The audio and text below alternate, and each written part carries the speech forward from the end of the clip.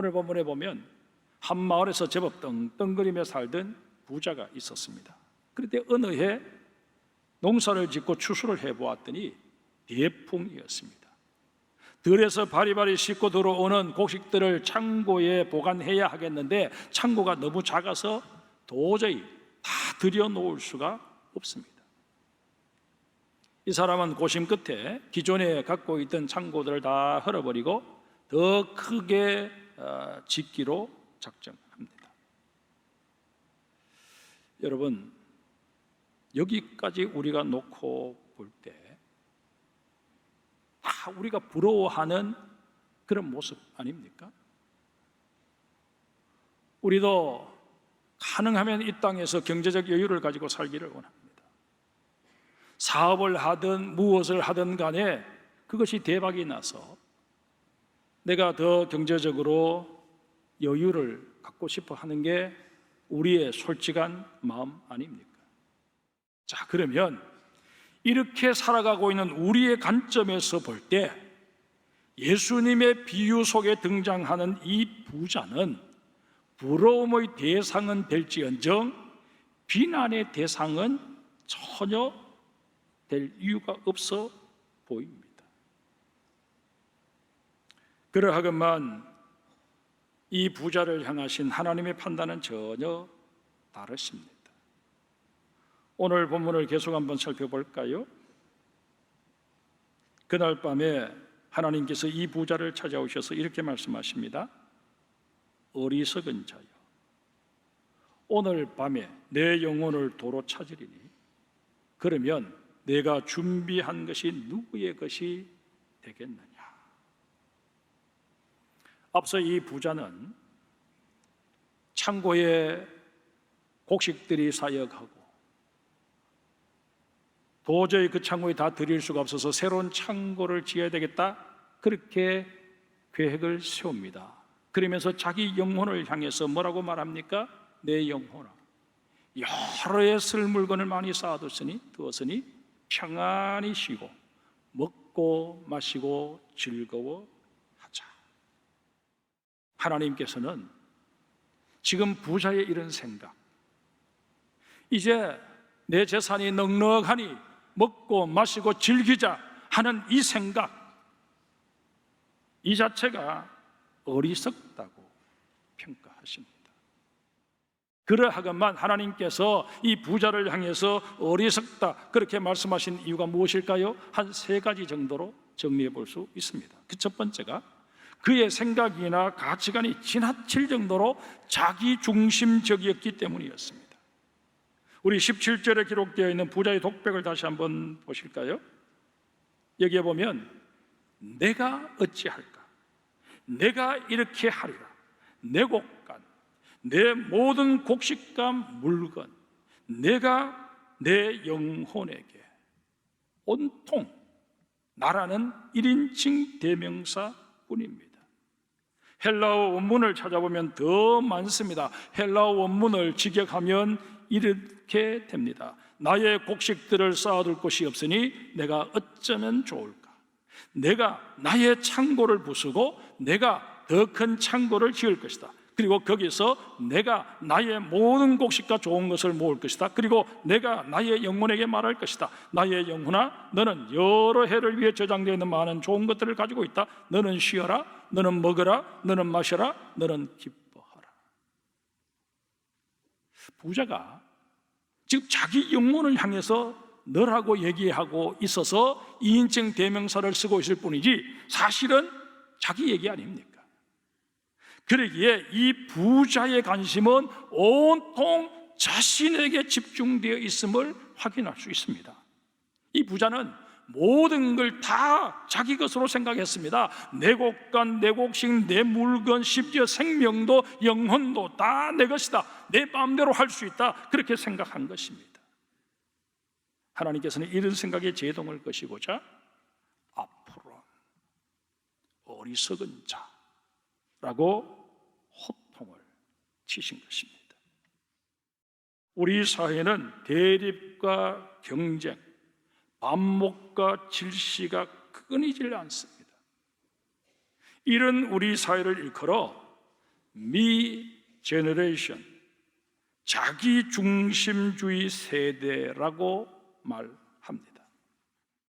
먼저 그리스도인 된 나 자신부터 자기 중심적인 사고를 극복해내어야 합니다. 그리고 우리의 이웃들에게도 앞서 말씀드린 혁명적인 전도를 통해 우리를 위해 이 땅에 오셔서 자신의 생명까지 기꺼이 내어놓으신 우리 주님을 닮아가자, 그 주님을 배워가자, 그렇게 도전할 수 있어야 합니다. 그러려면 여러분, 우리가 예수 닮은 모습을 세상 사람들에게 보여주어야 합니다. 세상살이에서 어떻게 해서든 상대방을 짓밟고 내가 높은 자리에 올라가고자 바둥거릴 것이 아니라 때로는 양보해주고, 물론 실력 없이 그냥 항상 꼴찌 인생을 살자, 그런 얘기를 하는 게 아닙니다. 정말 다른 사람들이 보기에 우리 그리스도인들이 그 자리에 올라가더라도 저 사람은 당연히 저 자리에 가야 할 사람이야, 그렇게 인정받을 수 있는 실력을 갖춘 후에 그 자리에 올라가고자 하는 그런 우리가 되어야 하고, 그런 여건이 못 되고 그런 상황이 못 되면, 또 그런 실력을 갖추지 못했으면 기꺼이 다른 사람을 지지해주고 격려해주고 축복해줄 수 있는 그런 우리의 자세를 취해야 된다는 것입니다. 수단과 방법 가리지 않고 기어이 내가 원하는 것을 취해야 되는 이런 모습을 우리가 계속 연출하고서는 결코 이 자기중심적 사고에서 벗어날 수 없다 하는 것을 명심할 수 있어야 할 것입니다. 하나님께서 부자를 어리석다고 말씀하신 두 번째 이유는 인생의 목적을 제대로 알지 못했기 때문이었습니다. 부자의 독백을 다시 한번 보실까요? 그가 의미를 부여하고 있는 것들이 어떤 것들입니까? 곡식, 곡간, 물건, 이런 것들입니다. 그는 곡식을 사둘 것이 없어서 염려하고 있습니다. 그래서 기존에 가지고 있던 창고를 다 헐고 더 큰 곡간을 지을 계획을 세웁니다. 근데 한번 가만히 생각해 보세요. 이런 것들은 우리에게 주어진 70년, 80년의 이 땅에서의 삶을 좀 더 잘 살아보려는 노력일 뿐입니다. 이런 것들이 내 인생의 목적이 될 수는 없습니다. 되어서도 아니 됩니다. 유튜브에서 전해지고 있는 이야기입니다. 70세가 다 되도록 악착같이 돈을 버는 일에만 매달렸던 사람이 있었습니다. 이제 돈을 모을 만큼 모아서 쓸 일만 남았는데 밤에 잠을 자다가 그만 세상을 하직하고 말았습니다. 천국과 지옥 중간에 자리하고 있는 재판소에 이르게 된 이 사람은 천사장에게 애걸복걸 하소연합니다. 천사장님, 제가 어쩌다 여기 오게 되었는지 잘은 모르겠습니다만 뭔가 착오가 있는 것 같습니다. 나는 세상에서 이제까지 돈 버는 일에 최선을 다했습니다. 이제 돈 좀 써보려고 하는데 덜컥 저를 데려와 버리시면 나는 억울해서 어쩌란 말입니까? 나에게 다시 한번 기회를 주신다면 내가 세상으로 돌아가서 한번 멋있게 살아보겠습니다. 정말 돈을 귀한 일에 사용하며 그렇게 살겠습니다. 그러자 천사장이 어이를 없다는 표정을 지으며 이렇게 말합니다. 너에게는 이미 5번이나 돈을 잘 쓸 수 있는 기회가 주어졌었다. 이 죽은 사람은 말도 안 된다며 언제 내게 그런 그 기회를 주었냐고 따지고 들었습니다. 천사장의 대답이 이어집니다. 첫 번째는 머지않아 너도 인생을 마감해야 될 때가 있을 것이니 일찍부터 좀 준비해라 하는 그런 메시지를 담아서 너의 머리카락을 흰색으로 바꾸어주지 않았느냐. 근데 너는 머리카락이 휘어지는 것이 나도 이제 살아갈 날이 얼마 남지 않았구나, 뭔가 의미 있는 인생을 살아야겠다, 그렇게 작심하지 않고 오히려 그 흰 머리카락이 보기 싫다고 늙어 보인다고 까맣게 먹칠을 해대더구나. 두 번째는 너의 시력을 나빠지게 해서 너무 세상 것들만 바라보지 말고 이제는 좀 멈추어서서 하늘도 바라보라고 그렇게 신호를 보냈는데 너는 잘 안 보인다고 안경을 맞추어 쓰더니 나중에는 라식 수술까지 하더구나. 세 번째는 좀 덜 먹고 몸도 줄여서 세상살이 끝낼 날을 대비하라고 치아가 흔들리게 했더니 너는 그로 인해서 깨달음을 얻기는커녕 임플란트니 틀리니 하면서 우리가 보낸 신호를 다 무시해버리더구나. 네 번째는 무릎 아프면 걷기도 불편해지는 만큼 벌어놓은 돈 의미 있게 빨리 좀 쓰라고 적신호를 보냈더니 너는 비싼 돈 들여 무릎에 좋다는 약이나 사 먹느라 바쁘고 그것도 안 되니까 큰 돈 들여서 인공관절 집어넣더구나. 그러자 죽은 사람이 황급히 천사장의 말을 막으며 그런 일들은 세상이 좋아져서 누구나 다 하는 유행 같은 일인데 뭘 그거 가지고 쫀쫀하게 문제 삼고 나에게 시비를 걸고 그러십니까? 항변합니다. 천사장은 기가 막히다는 표정을 지으며 계속 말을 이어갑니다. 다섯 번째로 너의 체력에 달려서 일하는 게 예전만 못하게 했더니 너는 영양제니 보약이니 지어 먹고선 어떻게 해서든 수명 연장해 보겠다고 난리를 치더구나. 죽은 사람은 여전히 천사장의 말을 받아들이지 못하겠다는 토로 대꾸합니다. 아니 천사장님, 그런 거는 확실하게 말로 메시지를 주셔야지. 모든 사람들이 나이 들면 누구나 다 겪는 그런 일들로 시내로를 보냈다고 하시니 그런 신호 누가 알아차리겠습니까? 천사장은 정말 제대로 된 신호를 보내시지 않으셨나 싶네요. 천사장은 억지로 화를 차며 이렇게 묻습니다. 그러면 너는 가난한 사람을 한 사람이라도 도운 적이 있느냐? 죽은 사람은 가만히 생각해 보더니 없습니다. 그런데 가난한 사람들 다 자신이 게을러서 그렇게 가난하게 사는 것, 열심히 산 내가 굳이 도와줘야 할 이유가 어디에 있습니까? 화가 난 천사장은 너는 소처럼 일했지만 돼지처럼 내 배만 채우고 살았으니 뜨거운 지옥에 가서도 황소처럼 일이나 하며 지내면 되겠구나 하고선 그를 지옥으로 끌어가라 명을 내립니다. 죽은 사람은 내 돈 하면서 지옥으로 끌려가고 말았습니다. 지어낸 이야기일 것입니다. 또 이 이야기에서 늙어서 흰머리카락 나도 염색하지 마라, 안경도 쓰지 말고 라식 수술 하지 말고 무릎 관절 아파도 그냥 쩔뚝거리며 다녀라, 지금 그 얘기를 하는 게 아니지 않습니까? 여러분과 저 나이가 들면서 이런 신호들이 몸을 통해서 계속 주어질 때 그 문제만 어떻게 해서는 해결하려고 애를 쓸 것이 아니라 그 신호를 통해서 나도 살아갈 날이 얼마 남지 않았구나, 살아온 날들보다 이제 살아가야 할 날이 짧은 만큼 내 인생을 좀 더 의미 있게 살아야 되겠다. 내가 하나님 앞에 서게 되었을 때 그 하나님 앞에서 할 말이 있는 인생을 살아야 되겠다, 이 결심을 하자는 얘기 아니겠습니까? 여러분, 자녀들이 결혼할 때 부모들이 하는 말 가운데 단골 멘트가 하나 있습니다. 뭘까요? 잘 살아라는 당부입니다. 그러면 부모님께 하나 여쭤보겠습니다. 어떻게 사는 게 잘 사는 것일까요? 제게 누가 물어온다면 저는 수단과 목적을 혼동하지 않고 사는 게 잘 사는 것이다 대답해 줄 것입니다. 좀 더 구체적으로 말씀을 드리면 하나님께 주신 소명을 깨닫고 거기에 초점을 맞추고 사는 게 잘 사는 것입니다. 이는 까닭에 우리에게는 두 가지 질문에 대한 답이 필요합니다. 나는 어떤 존재로 창조되었는가? 나는 어떤 존재로 부름을 받았는가? 우리는 to do, 무엇을 하느냐보다 to be, 무엇이 되느냐가 훨씬 더 중요함을 깨달아 알아야 합니다. 우리를 향하신 하나님의 목적이 무엇인지를 언급할 때마다 저는 여러분들에게 과거 우리가 함께 읽었던 릭 워렌 목사의 The Purpose Driven Life, 목적이 이끄는 삶을 책꽂이에서 다시 꺼내 읽어보시기를 권합니다.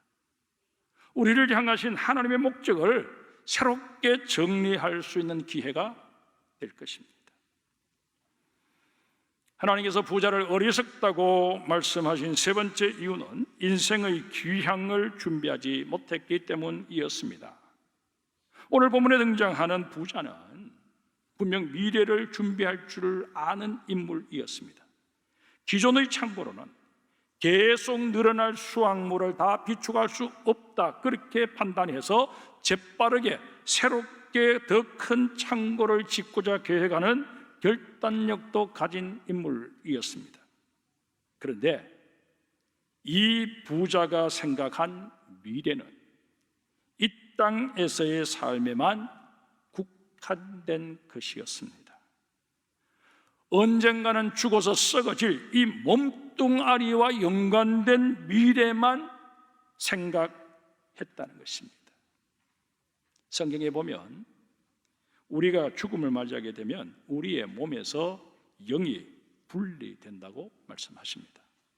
육체는 흙으로 지음을 받았기에 흙으로 돌아가지만 우리의 영은 하나님에게서 왔기에 하나님께로 돌아가서 하나님 앞에 서게 된다는 것입니다. 그런데 부자는 이 다시금 하나님을 만나게 되는 나를 위해서는 아무것도 준비한 게 없었습니다. 종교학과 심리학 그리고 정신의학까지 두루 섭렵한 학자이자 교수인 헨리 나웬이라는 예수의 사제가 있습니다. 그가 하버드 대학교 신학부에서 신학과 심리학을 가르치던 중에 러시아를 여행하게 되었습니다. 러시아의 상트페테르부르크에는 에르미타주 미술관이 있습니다. 저도 한번 가본 적이 있는데 무려 300만 점이나 되는 작품을 소장하고 있는 세계 3대 미술관 가운데 하나입니다. 거기에 소장되어 있는 미술품을 다 돌아보려면 한 달을 잡고 그곳을 살펴보아야 한다고 합니다. 그 많은 예술 작품들 가운데 하나가 렘브란트 반 레인이 그린 탕자의 귀환이라는 작품입니다. 나웨인 교수는 그 탕자의 귀향이라는 작품 앞에서 오랜 시간 머물며 깊은 사색에 잠겼습니다. 그리고 미국으로 돌아와 몸담고 있던 하버드 대학교에 사직서를 제출했습니다. 저는 허울 좋은 그리스도인으로 살 게 아니라 정말 제대로 된 그리스도의 제자로 살고 싶어서였습니다. 그는 캐나다에 있는 발달장애인 공동체 라르시 데이브레이크로 가서 장애인들을 돕는 일을 시작했습니다. 나웨인의 고백입니다. 나는 오랜만에 아버지의 품으로 돌아왔다. 더는 속된 성공과 인기를 위해서 몸부림쳐야 할 이유가 없어졌다. 이제 아버지의 품에 안긴 행복을 누리게 되었다. 나웨인은 장애인들을 돌보면서 이 땅에서의 부귀 명예가 아닌 천국에서 누릴 영원한 삶을 준비한 것입니다. 나웨인은 하나님의 부르심을 받기까지 10년 동안 그 공동체에서 천국을 가슴에 품고 살았습니다. 천국이 여기 있다 저기 있다 말하지 마라. 천국은 네 마음속에 있느니라 하는 이 주님의 말씀을 정말 삶 속에서 체험하며 살았습니다. 그는 자신의 귀향을 준비하며 산 것입니다. 말씀을 맺습니다. 여러분이나 저 인생을 아무렇게나 산 것은 분명 아닙니다. 열심히 살아왔습니다. 그런데도 내 마음에는 뭔가 모를 후회의 감정이 자리하고 있습니다. 이런 우리에게 들려주신 어리석은 부자의 비유, 우리로 하여금 하는 생각을 하게 만듭니다. 이 시간 우리는 자신에게 물어보아야 합니다. 이제까지 내가 살아온 삶이 너무 나 중심, 내 가족 중심이 아니었는가? 나는 진정 이제까지 무엇을 위해 살아왔는가? 내 인생의 목적은 무엇인가? 그저 열심히 돈 벌어서 가족들 먹여 살리는 그게 내 인생의 목적이었는가? 지금 내가 내 인생을 마감해야 한다면, 그리고 내 앞에 죽음 이후의 세계가 펼쳐지게 된다면 그 세계를 위해 나는 준비해 놓은 게 뭘까? 이 질문들 앞에서 시원한 답, 명쾌한 답을 얻을 수 없다면 나는 지금이라도 멈추어 서서 다시 내 삶을 추스러야 합니다. 여기 젊은 분들, 나는 아직 젊었기에 기회가 많다, 그렇게 여러분 생각하십니까? 아닙니다. 오히려 한 살에도 더 젊었을 때 주님께서 내 인생을 돌아볼 수 있는 기회를 주셨기에 감사하다, 그렇게 생각하고 여기에서 멈추어서서 정말 내 인생에 주님이 원하시는 답을 찾고자, 주의 도우심을 구하고자 무릎을 꿇는 우리가 되어야 할 것입니다.